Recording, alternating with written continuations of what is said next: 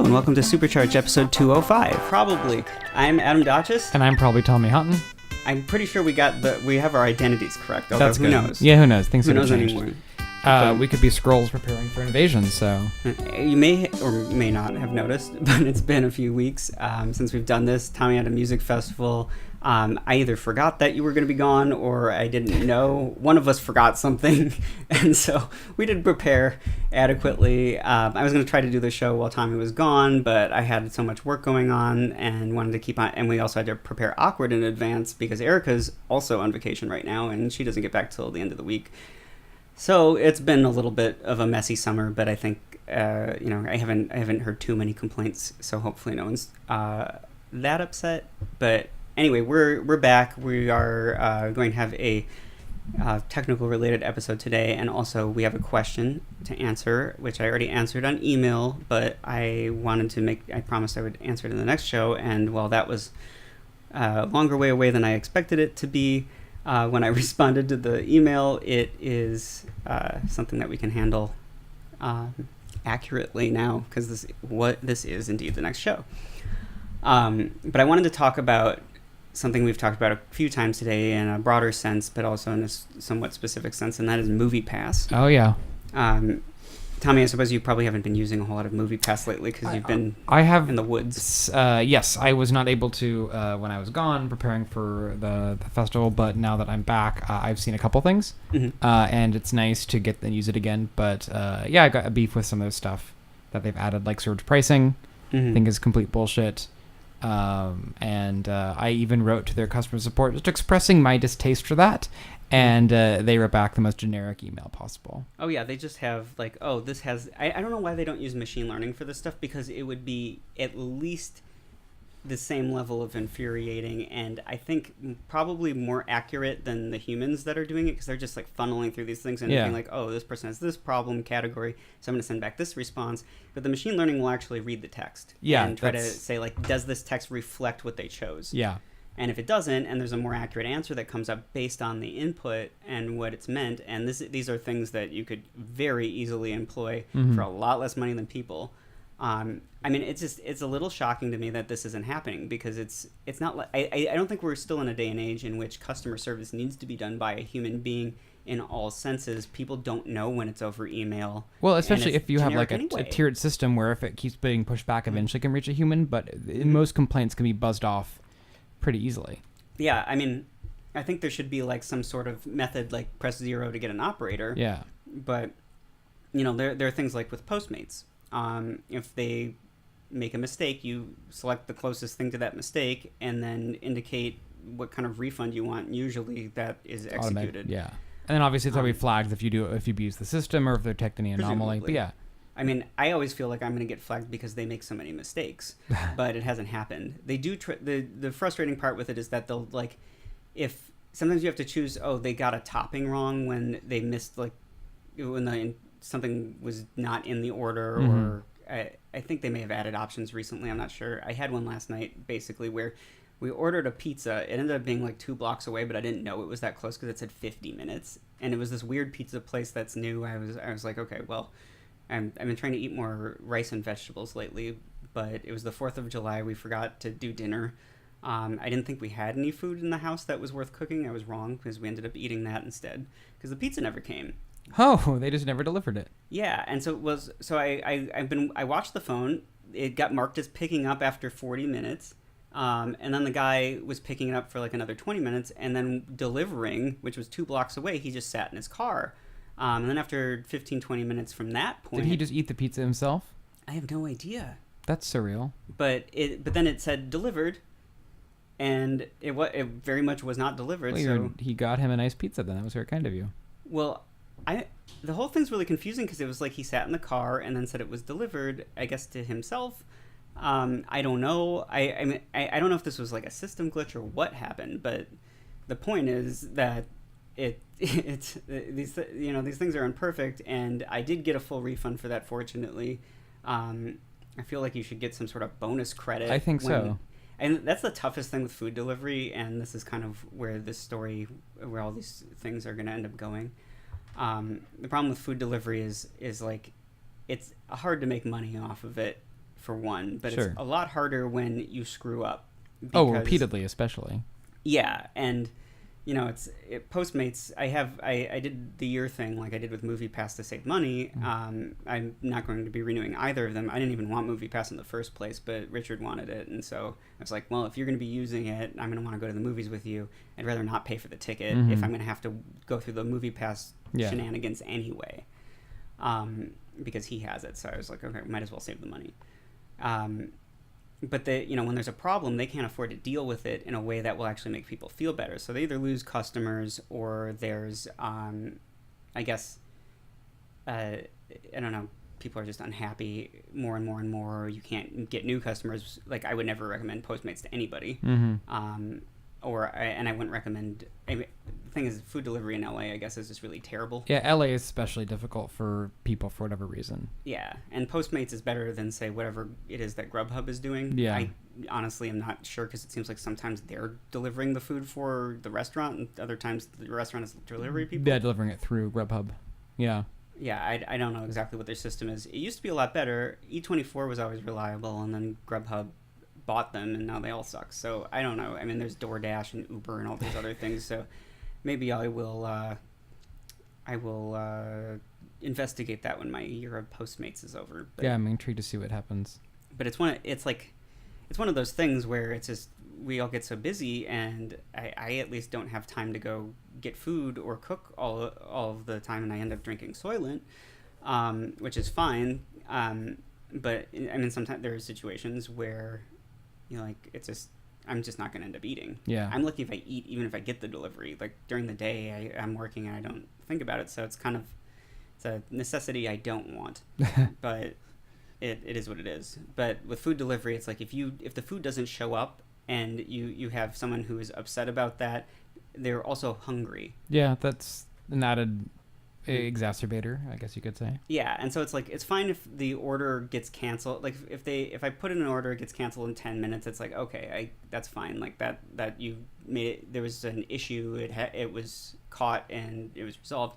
But when you make someone wait like an hour and 10 minutes for a pizza they could have just walked to go get themselves, which I absolutely would have done if I had known it was 2 blocks away, then that it's like now it's after 9 p.m.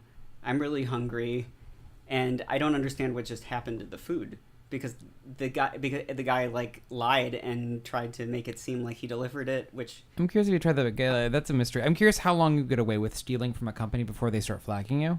Well, the thing is, this guy couldn't. Why would he steal? I mean, like it would be obvious from the get-go. I mean, I'm sure it's happened where it's like, I'm going to pocket this and see if someone complains, and if they don't complain. But again, but who's going to complain if they don't? I mean, like, I can understand saying, oh, the fries didn't show up, and then you keep their fries.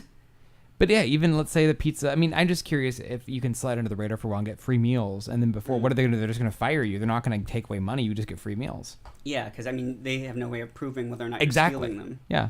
I suppose, but that's like... Because then it's ultimately, the company can't prove whether or not he stole the pizza or you stole the pizza, and you're lying about it. So whichever one, they're going to err on the side of giving you back your money and maybe firing him at some point, but it can't be just one strike. Yeah, I also don't like these services like Postmates because it creates this sort of hierarchy, it feels like. When I get delivery from Domino's, it's like, you work at Domino's, you have a... Yeah, the service economy, Yeah. like, that's, yeah. Plus, you know that they're going to fire those people as soon as they get drones or automatic cars or little scooters that deliver your pizza for you. Well, I mean, that, I don't know if that factors into it for me, but the Domino's delivery people are delightful. Every one of them has always been, I don't know what it is, but they're always really nice.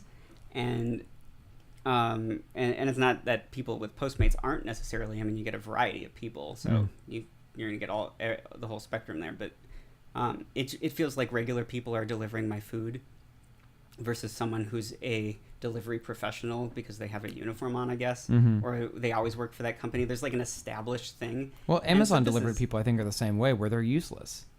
What do you mean? Amazon people, like, so for Stash House, we had a lot of deliveries being delivered to our storefront, and they were horrible. The thing is, I think it ultimately structured as to how you get paid. If you get paid per package, that incentivizes you to fuck up a lot. Because again, same thing. What happens if you go out for delivery for Amazon and you steal every single package? At what point are they going to come after you? They're probably not going to sue you unless you have done it over and over again. But let's say you said, "Oh, I dropped all those packages off," and then suddenly you get, or you pocket one package a day. People will complain. How long until they get flagged to come investigate you? For Amazon, like I talked to a guy who was a delivery guy for them, and literally he'd drive all the way to their warehouse, get a car full of packages, and go deliver them. And anything that you did not deliver by 10 o'clock, you had to go take back to the warehouse. So he would try to like, and that's why literally the driver may have just overestimated how much they could do, and your package is going to be floating back and forth in their car. So your goal is to not spend time getting it to the right person; it's just getting it delivered. And they would go, and we had an address and a spot, but they would just go and give it to the store next door. There's one point when they would signal, "Oh, it was left at the front desk." We don't have a front desk. Like, what the fuck? Like, where is it being left? And so we found out there was a Mongolian shipping company that had really weird hours. I was convinced was a front, like 4 doors down, and they had 5 of our packages. I went in because I figured out they had something. They put front desk and it's like your porch because they have like 6 options or something. I don't know why they don't add more, but so yeah, they're customized at the Mongolian store at this address. So we I walked over and they're like, "Oh yeah, here's this package." And so I walk back and open it up. I'm like, "What the hell? These are locks that we've been missing for 6 months that we'd reported missing, and they got sent a new ones out." And so sure enough, it's because their drivers are so inept, they just kept delivering to the wrong spot. And they could have stolen those locks and it totally would have worked out for them. So it was annoying having to do that. And so I try to avoid using an Amazon delivery person as much as possible, because having talked to one, he's apologetic and feels bad that he's shitty at his job, but he has no incentive to be good at his job. His incentive is to deliver as many packages as possible, which means you're not going to try to get the right accurate thing. Yeah, and Amazon fires people for it's not like the incentive is fear. Yeah. Like people get hurt. I read reports about. I mean, I'm sure there were upsides to Amazon because I've talked to some people who. Oh yeah, people who pissed in bottles and stuff, and yeah, or on like high doses of ibuprofen every day because of the maybe not arthritis pain necessarily, but like that sort of strain on your body. And the fact they're also in line for security for like an hour, not getting paid for that, getting in and out of the warehouses. And I didn't remember. Yeah, there's a lawsuit, and Amazon does not have to pay you if you're in line for a security checkpoint. Yeah, didn't they win that lawsuit? Amazon did. Yeah, which is, I mean, I guess, like on one hand, I don't think they should pay you for being in line, but the government shouldn't set a precedent for that, because that could have ramifications elsewhere. I can see why they would win that case. I mean, the challenge is that if you're in line for an hour to get out and go home, that's insane. Yeah. Like if you're still within the workplace because your employer is doing something for you, and then improve your security so you can get out in 5 to 10 minutes. I mean, I feel like they could probably set a policy. Actually, the court could say Amazon doesn't have to pay for anything that isn't spent as work time. However, they cannot deliberately cause a problem that traps you in your workplace or requires you to arrive an hour and a half early to a shift to go through security. Because that technically when those shifts start at like 6. Yeah, in my mind, if you're arriving an hour and a half early deliberately for part of the job, that counts as the job. I completely agree. I mean, the company Richard works for, he doesn't really, he thinks this is okay. And it's not that bad, but they have basically their workers get fired if they're late 3 times, but late means a minute. That's insane. So they have to get there 5 minutes early or whatever. See, that's, I mean, I wouldn't ask that I get paid for those 5 minutes arriving early, but still, that's insane for that. Firing. Yeah, to make people, I mean, like, it gets people coming on time more, so I guess it was effective. But it also creates a level of fear that... Yeah. Richard's opinion is that these people will screw up if given the opportunity. Like, this is the lower level of... I mean, I guess that makes sense. Yeah. On some level, but still, in my opinion, treating employees like slaves and living in an environment of fear is not a way to motivate employees. No, and it's a tough thing. Like, I think a lot of these issues are tough to solve because, well, they need to be educated. So do you pay for the education? That seems unfair. You're a company. You should just be able to get educated people. But then we have to make the government do that. But you're always going to offer some kind of training for, even if it's just a day of training of how the company operates. Yeah. But you can't build up a work ethic all of a sudden. Like if it's a low paying job, I mean, in that case, I guess you just have to screen the right people for interviews. But that's the thing, is that there's, aside from the free capitalistic incentive of not paying people very much, especially in a publicly traded company, you end up, no one ends up getting paid a whole lot, and to keep the cost down and keep profit growing. But then you have companies like MoviePass, Postmates, Lyft, Uber, and I mean, like, Lyft I like, but I don't have too many issues with Lyft other than what we're talking about right now. But it leads to this problem where it's hard for them to make money. They have a lot of seed money, of course, but they can't turn a profit doing what they're doing under the circumstances. So they try to keep costs really low, which means that no one is going to want to work for them after, like, eventually people are going to burn out and stop. Yeah, they're only going to attract the lowest level people. Yeah, and so the service is going to get bad, and then they're going to lose users, and then so either you have brand new down. people that don't know what they're doing, or really just shitty employees that are doing the bare minimum. Yeah, and people who are really competent at anything are generally not going to want to drive, at least in Los Angeles, to go deliver food for people who can't. Especially like long-term as a long-term prospect. Yeah. So and if you're doing well at it, you want to get some kind of reward for good behavior and for good performance. Yeah, and there's nothing to be done there. Yeah. Like, it's a good job. Well, not a good job, but it's a flexible job, which is good for people in Los Angeles, because there are a lot of people here who want to act or write or direct movies or do whatever, be in porn. I don't know. I suppose you're getting paid for that. But you don't really need a whole lot of practice. Well, I don't know. Yeah, I don't know what you need to be in porn these days. For porn, yeah, you do need practice. Well, yeah. I mean, you need to, or at least how to perform. Yeah, you need to be able to, I guess, in terms of men, keep it up on camera, or a woman basically not have any sense of self or self-worth. That's not true. Well, it depends on some of the porn, but I would say most porn that's shot here.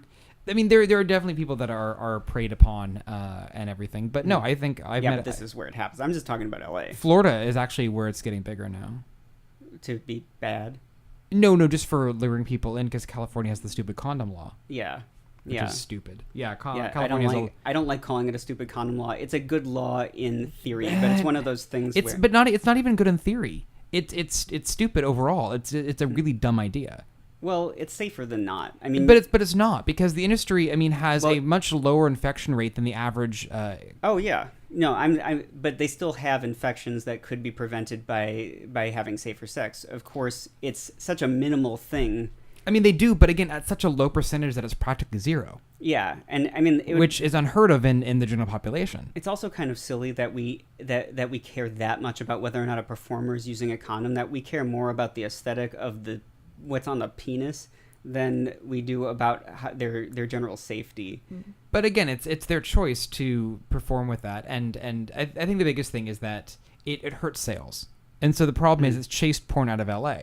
Yeah, no, I mean, it's a problem, and also, I voted against the law. I did too, and also bureaucratically, it's stupid, because how do you enforce it? It's ridiculous. This is an example. Well, I guess you watch porn. Well, no, you have to go on set and do like surprise inspection, but it's ridiculous. It's a waste of money. I'd love to watch that. It is a complete bureaucratic waste of money, and just that's an example of why I am exceedingly liberal and believe there is a place for the government to protect people. I think this is one that is really silly. And is completely useless in every regard. I agree too. This is an example of like when conservatives make fun of liberals saying, "Oh, but they want a nanny state." This is the example they use, which I think is so silly.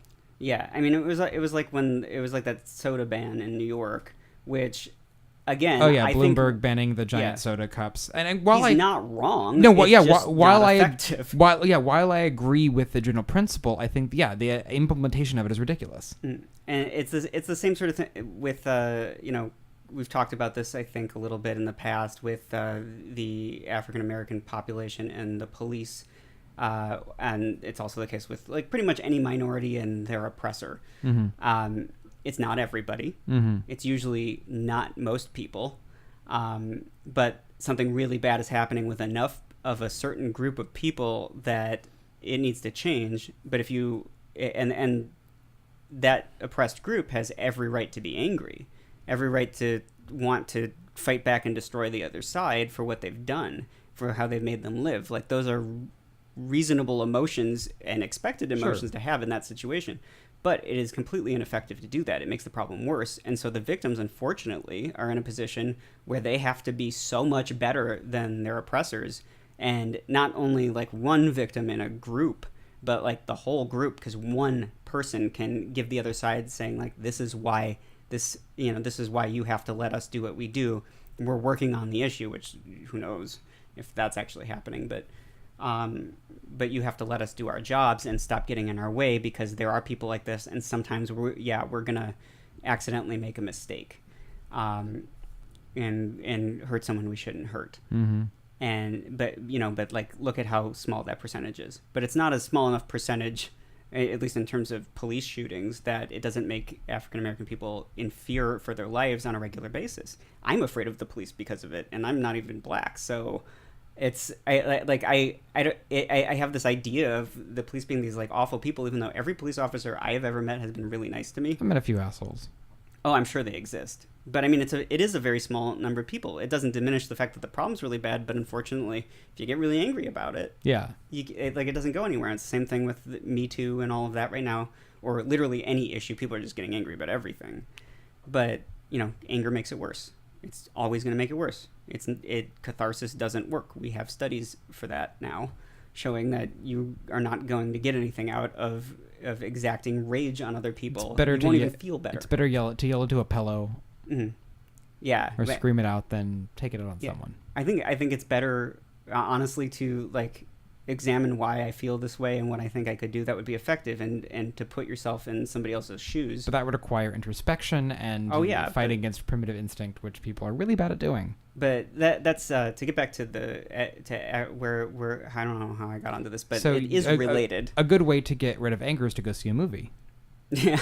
No, I think this serves as an example, though, for fixing a problem like we have with all these inexpensive services that screw over the people. You end up having people who are not going to stick around. If they charge more, the customers won't order as much or use it as much, or they won't buy it in the first place, buy a subscription at all. So MoviePass had existed for a long time before they did this really cheap offer, which was like $30 a month. It wasn't a very good deal. At $30 a month, you had to really go over the top to see. And also, they didn't have a lot of supported theaters. Their app was really buggy. Yeah, the card didn't work. Still, but I mean, it's much better now. Much better now. I've only had one issue the entire time I've used it, so it's gotten much better. The service is terrible, customer service wise. It took a long time to get responses back in the day. But it's gotten better. But the thing is, their company is going all in, trying to stick everything against a wall to see what actually works, and that includes investing in films. Mm-hmm. And trying every kind of model. That seems... I mean, they invested in a couple things, like American Animals, and then they promoted heavily on the film. And then Gotti, the John Travolta, famously rated 0% on Rotten Tomatoes. They went all in trying to invest in that. And they even have an advertising campaign where it's like, the movie critics don't want you to see. You know? I like, who are the people who founded this thing? Because they don't seem to understand how people work, or they did or technology. I'm not sure. They had an idea that people will want this thing, but because it's too good to be true. I think the challenge is the joke in venture capital, especially in Silicon Valley, is we're gonna do it and we're gonna lose money every sale, but the secret is volume. Yeah. And that's a joke because you're obviously, with volume, you're just going to lose more money faster. Yeah. The goal is you're building up a client base, and what the hell are you going to do with that client base? You're going to hemorrhage those people if you start adding things that people start getting annoyed with. So they saw fraud as a potential example, and that fraud is probably what? I can't even imagine it's more than 5 or 10% of people are lying about how many movies they're seeing or which tickets they're buying. You physically can't buy more than one ticket a day. You can request refunds, but I imagine at a certain point you get flagged if they figure out you're cheating the system. But now you got to submit a proof that you saw a movie after every single ticket you buy, which is annoying. But whatever, I don't mind that part. But the part they're added is surge pricing, which is when a movie opens, you've got to pay more out of pocket to MoviePass to see a movie on opening day, which is they just added that. I wanna read one of their letters. Because MoviePass, I think, probably of all these companies offends me more than the others. Oh, and in case you don't know, MoviePass is a subscription company that lets you. They call themselves the Netflix of movie theaters. Going to the theater. Yeah, but basically for different programs they've offered. Originally, it was $30 a month to go see a movie a day, and you can go to any theater you want within, as long as it's within their list. And you get a MasterCard credit card. And you have an app that when you're close to the theater, you can check in, it loads the card with money, you buy that ticket, and you go see it. They made a lot of headlines when they lowered the price to $9 or $10 a month. And they've done a couple different models where they have, you buy a year in advance, and then it's $6 a month if you do that. So they have to, but basically you get for a monthly fee or a yearly fee, you can go see a movie a day. Mm-hmm. They've tried to play with plans like family plans and different things like that. And in the wake of they're still doing well. They have it's like a bring a friend situation, and then you can pay for that. But then in the wake of this model, it's inspired a lot of companies to create other models. There was one like AMC has a $10. Well, it's 19. 19. Yeah, so I know wait, it's a bad. Well, what's deal. one? Cinema with an S, like Cinema, is one that you can go to see any theater, including so. MoviePass does not allow premium screenings like. Well, they do. You just pay more. IMAX but not in current plans. No, they changed that while you were on vacation. It's or still, not on vacation. No, it depends what plan you have.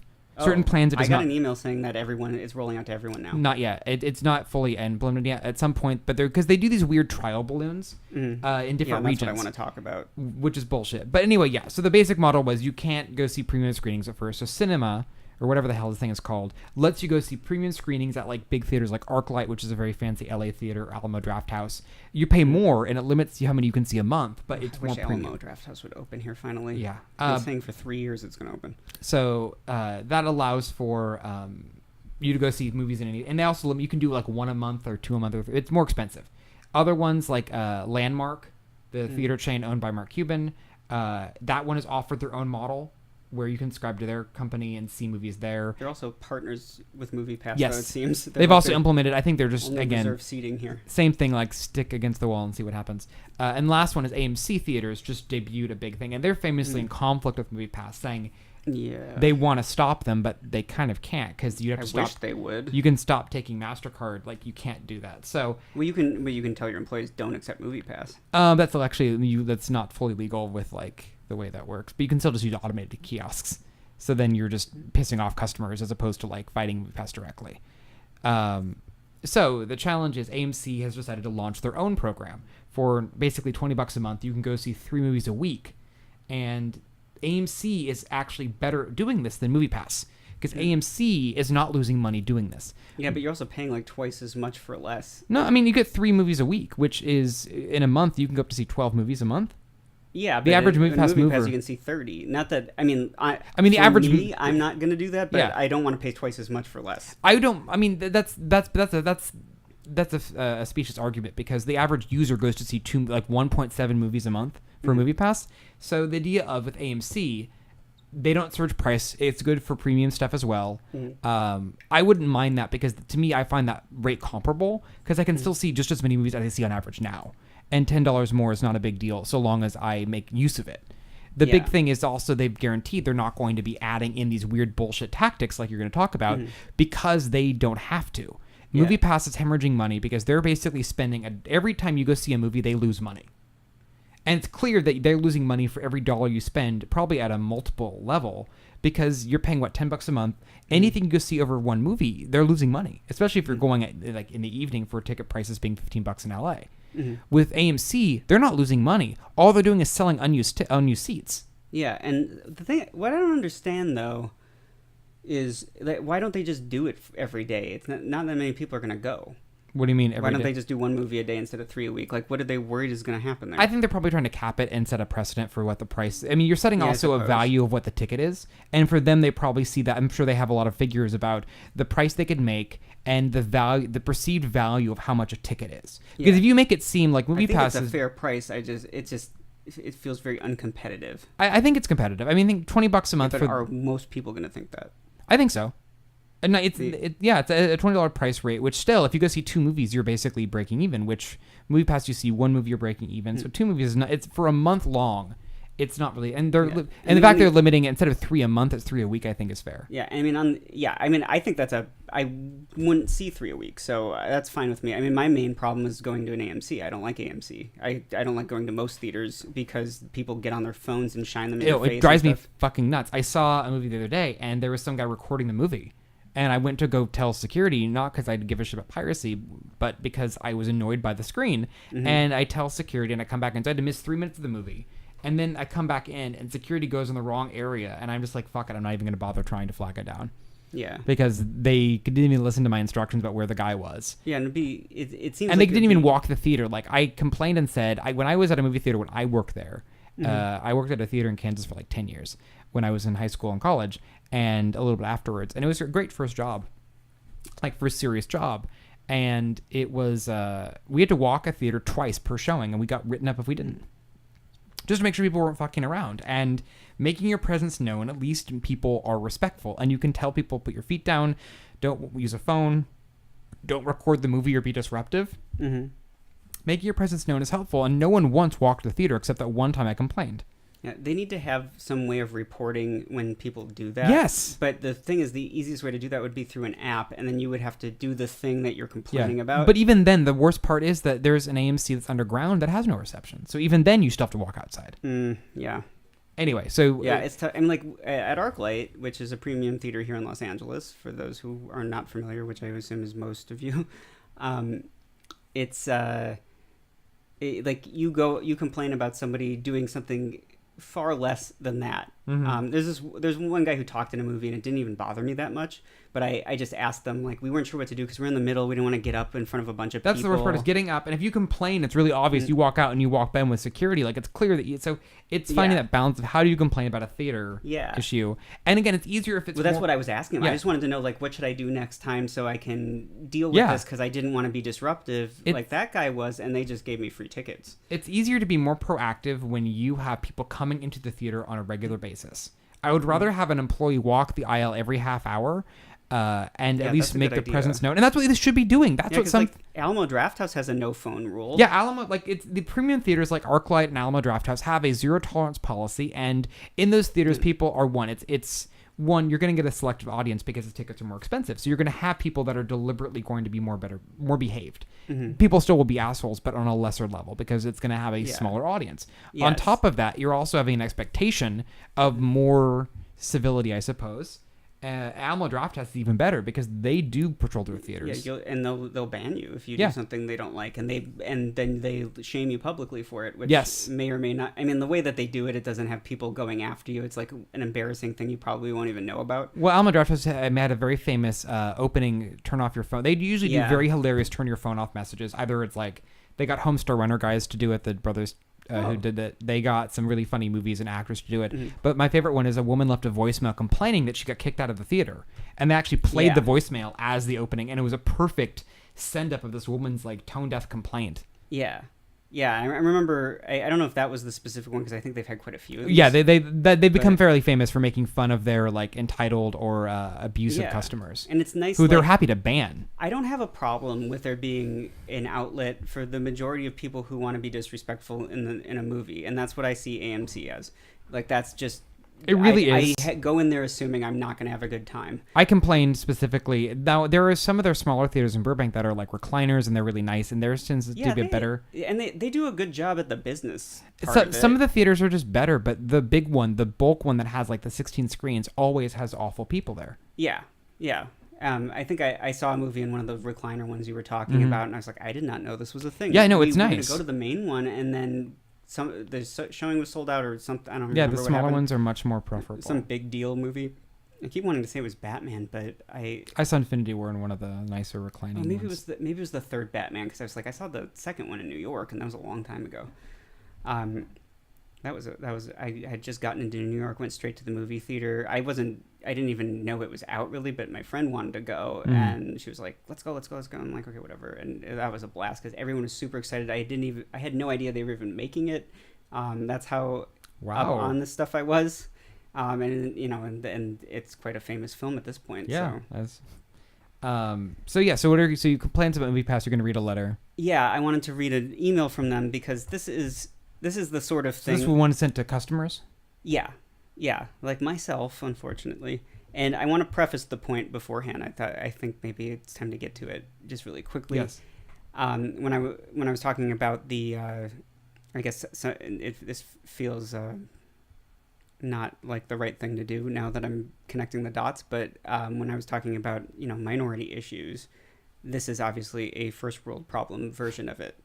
So I don't want to make a comparison like they're the same in any way at all, but it's one of those kinds of problems that we're in right now with a lot of consumer services that are like, let's get all the customers and then make money off of them. that whole MO is problematic for reasons we could really dive into in a lot of depth, much more than we have. However, the problem is what we end up doing is we complain to the company and expect them to do something about it. And we've been, consumers, people, whatever the situations are, we do these things for years. We get angry and we complain, and then we let it go until we're angry again, and it doesn't work, and we have to change. It's the onus is on us, even though we're the ones that are kind of getting screwed. And I don't think that not getting a pizza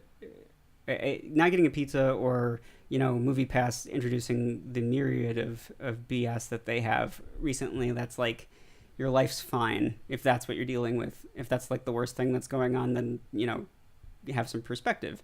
But it's if you're getting really angry about it, I mean.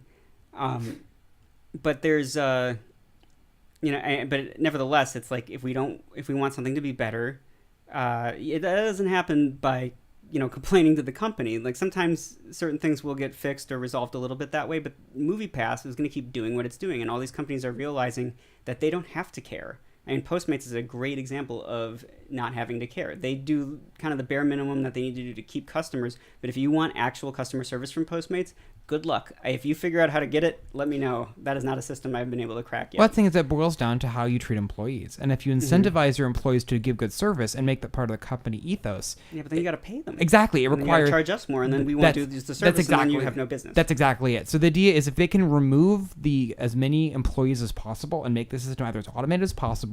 Yeah, or make it as incentivize that as possible, as much as possible, then you make the service better. That's how you doing it anyway with people. Just cut the people out and hire fewer people but more people for. I mean, everyone's always talking about politicians are talking about raising making new jobs and lowering unemployment. That's what I was looking for. But I hear people on all sides of politics saying like, oh well, they brought the unemployment rate down. That's usually something that people like to say about Donald Trump when they actually like him. And he's brought the employment rate down the same way the employment rate has been going down anyway. But regardless of, and I say the same thing about Obama. Here's the problem, though. With the unemployment rate, that number doesn't really mean much. Because that's what I'm getting at. They don't clarify the kind of jobs. And most of the jobs are temporary work and contractor work, which is not real work. Yeah, and then you also have to assume, you can't assume pay. So is it better to have a lower unemployment rate when not everyone, but when the vast majority of the population is stuck working like 3 jobs, 12 hours or more a day, and barely making enough to get by? Or is it better to have fewer people employed, but most of the people who are employed are able to work 8 hours a day? Or I think it should be less, because I don't think people are very productive for 8 hours a day. I mean, there are days where you should probably work more than that. I mean, I don't know.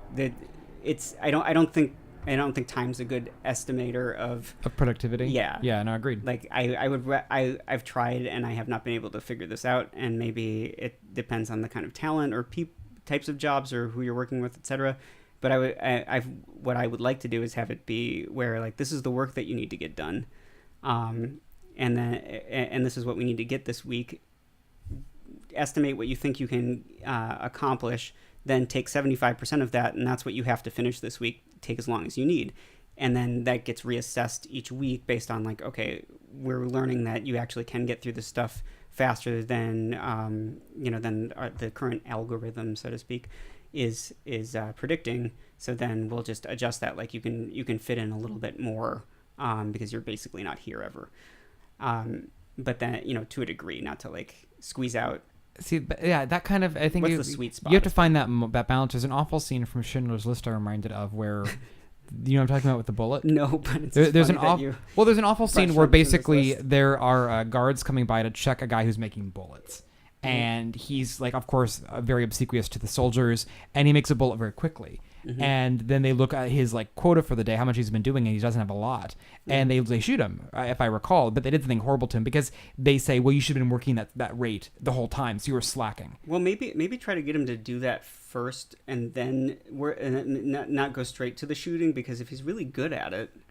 And so the thing is, the idea of saying, of course, you can't work at that rate consistently. So it's finding that average long-term rate where you're able to be a consistent, focused employee, not messing up. Yeah. I mean, there are a lot of problems with that situation, I guess.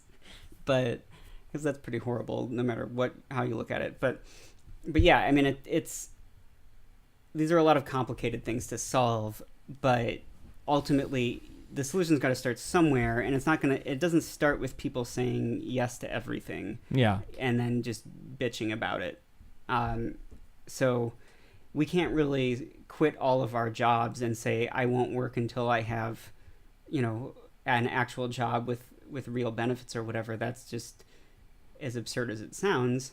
In some ways it shouldn't be, but I mean, it's obviously very impractical, but we can say, I'm not going to buy a MoviePass, which is what I said for a long time and should have just stuck with. But I think the other aspect is, or buy it expecting it should be a shitty service and not get what you're getting kind of what you're paid for. Like, temper your expectations appropriately, because it's a good deal if you can make it work with your expect. You're not getting a top tier service. Yeah, but on that note, though, I had very low expectations. I assumed that it was going to be something where it just didn't work very often. I was going to be frustrated with it, and I wouldn't go to any movies and that I wanted to actually see. It would be like, oh, this is, we could do this because it won't cost us anything, and I only have to go to 6 movies to pay for the year plan.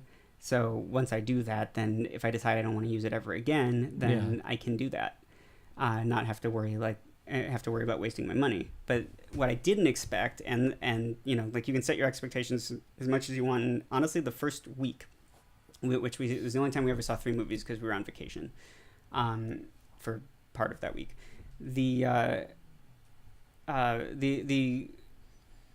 It worked great. There were no issues. Everything, we went to the movies. It was fun, and then we start getting these emails where, they start off with a message to our members: the revolution is happening now, and it's all thanks to you. In less than a year, 3 million pioneers joined us on our journey to see more great movies at an unbeatable price. And we want to thank you, our community, for your steadfast support of our company and growth. So that sounds like, it's going into something positive. Yeah.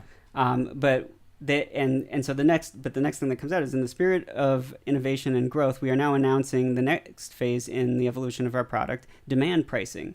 And they roll these things out like features. There's another one the one I actually wanted to read, but I couldn't locate fast enough, was about their checking your ticket after you buy it. Yeah.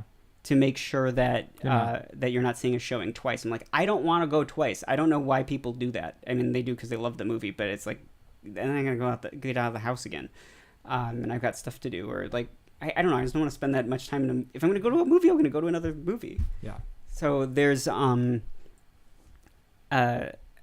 don't quite get that, but here I am taking pictures of my ticket. It's not that big of a deal, but I don't like feeling like a criminal. Well, especially as they roll it out within, like, you've got a month to operate now, and so they're going to keep rolling this shit out over and over and over again because they're hemorrhaging money and have to find a way to make this work. And and they're putting it on us, and then they're calling it a feature, and it's like, at least just don't be so condescending about it. Like, say that, be honest about it, because if they said, hey, we want to keep MoviePass going, but we need to make money, and people are taking advantage of the system.